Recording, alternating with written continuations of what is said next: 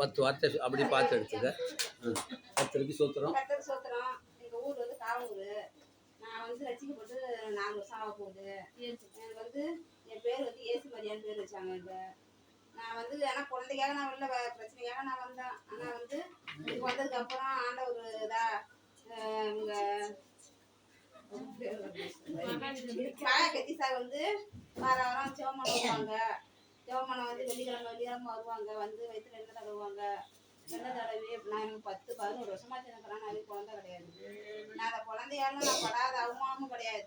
கேட்காத வார்த்தையாலும் கேட்டேன், சொல்லாத வார்த்தையாலும் காதால கேட்டேன். நான் கேட்டு நான் ஆண்டவர்கிட்ட நான் வந்து வேண்டிக்கிட்டேன், சாமி நான் எனக்கு வந்து 11 வருஷமா குழந்தை இல்லை, என்னை வந்து ரொம்ப என்னை மறடின்னுங்கிறாங்க. இதா ஆண்டவரே குழந்தைய பிறக்காதுன்னு சொன்னாங்க. 10 வருஷம் ஆயிடுச்சு. என்னன்னா எது குழந்தை கொடுக்க போகுது?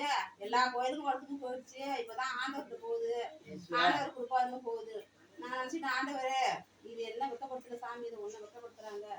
இந்த இதை வந்து நீங்க தான் மகிமைப்படுத்தணும். இந்த காவூர்ல எனக்கு ஒரு குழந்தைய கொடுத்து உங்களோட நாமத்தை மகிமைப்படுத்தணும் சாமி. என்ன ஒரு சபைக்கு போறீங்கன்னு சொல்லுங்க. என்ன ஒரு சபை, பாஸ்டர் பேர் சொல்லுங்க.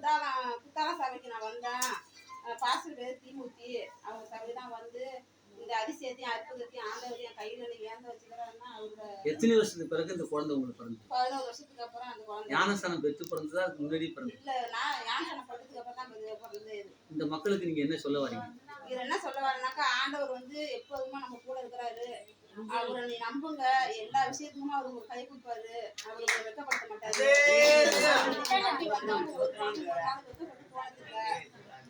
அது மட்டும் இல்ல, இந்த குழந்தை நான் வயிற்று வைக்கும் போது இங்க இருந்து நான் ஆஸ்பத்திரிக்கு போயிருந்தேன். எங்க ஊருக்கு காரைக்கால் ஜிஹெச்ல இருந்தேன். நானு அங்க என்ன பண்றாளுவோ என்னை பயமுறுத்தி காட்டி, உங்க தாய் குலைக்கும் இல்லை உங்க பிள்ளை குலைக்கும், இந்த குழந்தைய பிறக்க முடியாதுமா, இந்த பிள்ளைக்கு மூச்சு அந்த மாதிரி இருக்கு அப்படின்னு சொல்லிட்டாளுவோ. இது என்கிட்ட மட்டும் சொல்லி என் புருஷனே சொல்லி பயமுறுத்தி காட்டி நான் வந்து சொன்னேன், ஆண்டவர் இருக்கிறாரு, அவர் இத்தனை வருஷம் கழிச்சு நம்மளுக்கு இந்த அரிசி அற்புதத்தை நம்மளுக்கு கொடுத்துக்கிறாரு.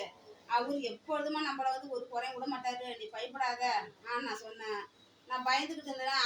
அப்போ சொன்னேன், நான் நீ கவலைப்படாத, ஆண்டவர் நம்ம கூட இருக்கிறாரு, அவர் நம்மள்ட்ட இந்த குழந்தைய நம்ம கையில கொடுப்பாரு, நீ ஏன் பயப்படுறாரு.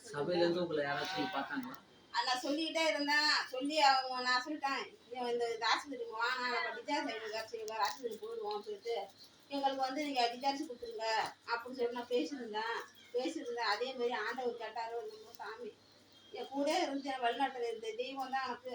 எங்க ஐயா பாஸ்டர் ஐயாவும் எங்க ஊழியக்காரம்மாவும் நான் 3 மணி டிசார்ஜ் ஆகி வாரேன், வாசல்ல நிற்கிறாங்க. நான் நினச்சினா ஆண்டவரே நமக்காக வந்து நிற்கிறாரு. சாமி இந்த குழந்தைய நமக்கு நல்லபடியா கொடுப்பாரு, இந்த வருஷத்தை விட்டு நம்ம கேட்கணும்னு அங்கே எது வந்தேன். ஆண்டவர் மாதிரியே ஐயாவும் ஊழியக்காரம்மாவும் வந்தாங்க.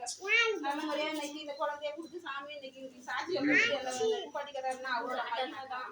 அவர் இல்லாத ஒரு நாளுக்கு பொழுதே இல்லை. 4 நாள் போனாலும் அவர் தான், இருந்தாலும் அவர் தான்.